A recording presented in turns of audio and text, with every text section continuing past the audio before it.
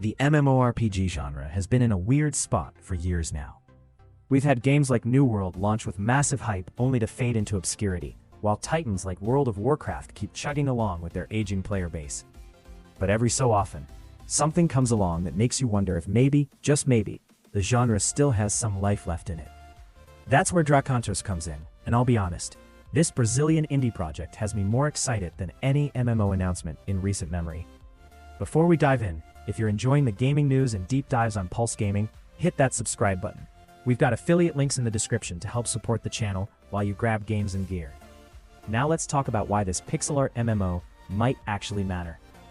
Drakantos comes from Winjin Game Studios, a small indie team based in Curitiba, Brazil. The game ran its first closed beta back in July 2025, and here's the thing that caught my attention.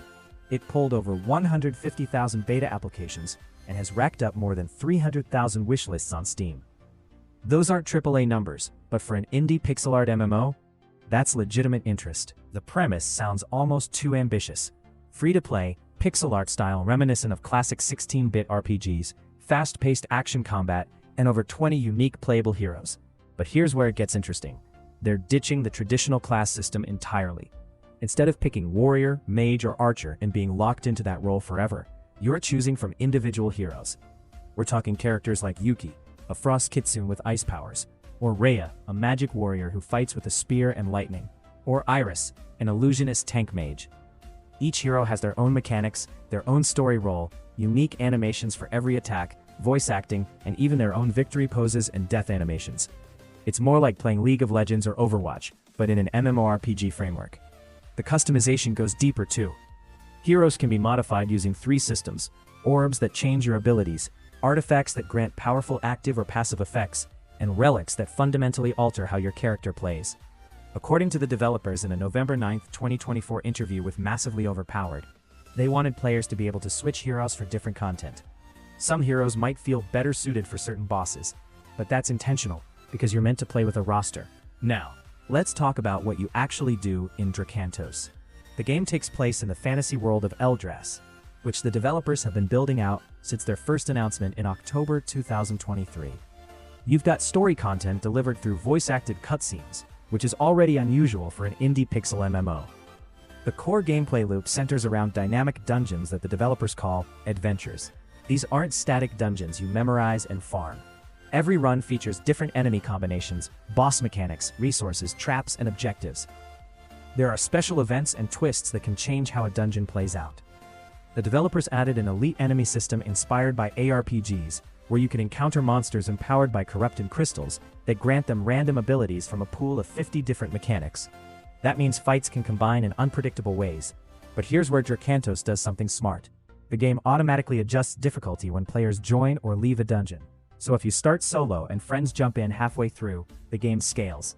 If someone drops, it scales back down. You're never locked out of content because you can't find a full group. The PvP side includes 3 modes: standard arena battles, invasion, where you can literally crash another group's dungeon run, and Hellgate, which is a mixed PvP and PvE mode. There's a ranked system with regular tournaments planned. Beyond combat, there's fishing, which they added based on beta feedback. There's a housing system where you can claim land and decorate it. A player-driven marketplace where almost everything can be traded, except for a few restrictions to prevent real money trading. Guild systems with competitions, day and night cycles that affect which enemies spawn, resource gathering with nodes for ores and trees, crafting systems, over 200 collectible pets that can actually discover hidden items while following you around, hundreds of mounts. The game even has a streaming system where you can broadcast your progress or spectate other players in real time. The July 2025 closed beta gave us our first real look at how all this comes together. Player feedback was mixed, but interesting. One tester who played for 20 hours praised the pixel art and core gameplay, but noted the dungeons felt like the only worthwhile content during the beta. Others mentioned the game ran smoothly, even on Steam Deck, which is impressive for a beta. The combat uses a cooldown system instead of mana, and while it looks simple, there's depth in ability rotations, skill shots, and positioning. The most common criticism: movement felt stiff. And here's where the developers surprised people. They listened. In their November 2025 development update, they revealed they completely overhauled the movement system based on beta feedback. They've switched to free walk gameplay and spent months reworking how mouse and controller inputs feel. Some beta players were actually upset about the delay this caused because they'd gotten used to the old system and loved the game anyway. The development pace is worth noting. Wingion has been transparent about their progress, posting regular updates every few months. They've shown off new artifacts like a magic top hat that lets you swap places with allies, or a mirror of reversal that blocks and reflects incoming attacks. They've added fog of war to maps that requires exploration to reveal. They've completed major systems like experience progression, loot tables, item upgrades, and story quests. The two largest cities, Casteron and Araluna, are fully mapped out. The original mid-2025 release window has clearly slipped, but the developers have been upfront about why. The game has evolved from what was initially planned as a dungeon crawler MMO with a central hub, into something with a full open world. That's not a small pivot. According to their Steam FAQ, they don't want to launch as quickly as possible.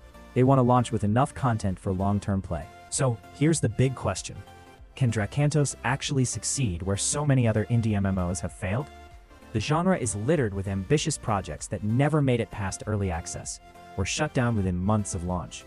Drakantos has some things working in its favor. The art style is distinct and nostalgic without feeling dated. The hero system gives them design space to keep adding content without worrying about class balance in traditional terms. The free-to-play model with planned cosmetic monetization and a possible subscription for additional features gives them flexibility. The fact that it's also planned for mobile could expand the potential player base significantly. But there are legitimate concerns. The MMORPG space is brutal. Even well-funded studios with experienced teams struggle to maintain player populations. Wingion is a small indie team working on their first major project. The game needs to nail its netcode, its server stability, its endgame content loop, and its social systems. A few cool mechanics won't matter if players don't stick around past the first month. The beta feedback about movement being stiff before the overhaul shows how easy it is for core systems to miss the mark. And some players in the Steam discussions flat out said the game isn't for them, that the combat feels too slow or too different from what they expect in an MMO. That's fine, no game is for everyone, but it raises the question of whether Drakantos can find a large enough audience. There's also the monetization question. The developers mentioned they're considering a subscription model to sustain live service updates, but they're still figuring out the details. Free-to-play MMOs live and die by their monetization. Go too aggressive and you alienate players. Go too soft and you can't afford to keep the servers running and develop new content. What's fascinating to me is that Drakantos feels like it's being designed by people who actually play and understand MMOs. The roster-based hero system addresses the problem of class balance and gives players reasons to experiment. The dynamic dungeons tackle the issue of content becoming stale after you've run it 100 times. The horizontal progression with account-wide artifacts and relics means you're always working towards something, even when switching heroes. The social features like guilds, housing, and the marketplace give players reasons to interact beyond just grouping for dungeons. The game also seems designed with content creator support in mind. During the beta, they had a specific creator program through Lurkit. There's that built-in streaming system. The visual style is clean and readable, which matters for streaming and recording. These might seem like small details, but community-driven content is how smaller games build momentum in 2026. My take? Drakantos is one of the most interesting MMO projects to watch right now, precisely because it's not trying to be everything to everyone. It's not chasing World of Warcraft's audience. It's not trying to revolutionize the genre with blockchain or AI or whatever the latest buzzword is. It's a team making the type of MMO they want to play, with a clear vision and a willingness to iterate based on feedback. Will it succeed? That depends on execution. The movement overhaul they just completed could make or break the game's feel. The open-world content they're currently developing needs to give players reasons to explore beyond just gathering resources. The PvP modes need to feel competitive without being toxic. The endgame progression systems need to keep players engaged for months, not weeks. But here's what I know. The pixel art MMO space is underserved right now. Games like Tibia have proven there's a dedicated audience for this style of game. Modern players who grew up on classic MMOs are looking for something that captures that feeling without the dated mechanics. And there's a whole generation of players who never experienced that era but are drawn to the aesthetic and the promise of a tighter, more focused MMO experience. Drakantos could fill that niche. The fact that it's free to play lowers the barrier to entry. The hero system gives it a hook that differentiates it from other pixel MMOs. The developers have shown they're willing to delay and iterate rather than rushing out a half-finished product. And the community response so far suggests there's real interest. The next beta, which is supposed to focus on PvP while still including the revamped PvE content, will be crucial. That's when we'll really see if the movement changes worked, if the combat feels better, and if the game can maintain interest beyond the novelty of the first few hours. So, is Drakantos going to revive the MMORPG genre? Probably not. That's too much weight to put on any single game, especially an indie project. But could it carve out a sustainable space and give us a genuinely good pixel art MMO that respects our time and offers something different? Yeah, I think it has a real shot. The game doesn't have a concrete release date yet beyond targeting 2025, which has obviously slipped into 2026. You can wishlist it on Steam right now and request access to future beta tests. If you're hungry for a new MMO experience and the pixel art style doesn't turn you off, Drakantos is absolutely worth keeping on your radar. What do you think? Are you interested in a pixel art MMO with this kind of hero-focused design, or does the genre need something completely different to pull you back in? Drop your thoughts in the comments, and if you want more gaming news and deep dives like this, make sure you're subscribed to Pulse Gaming. Thanks for watching, and I'll see you in the next one.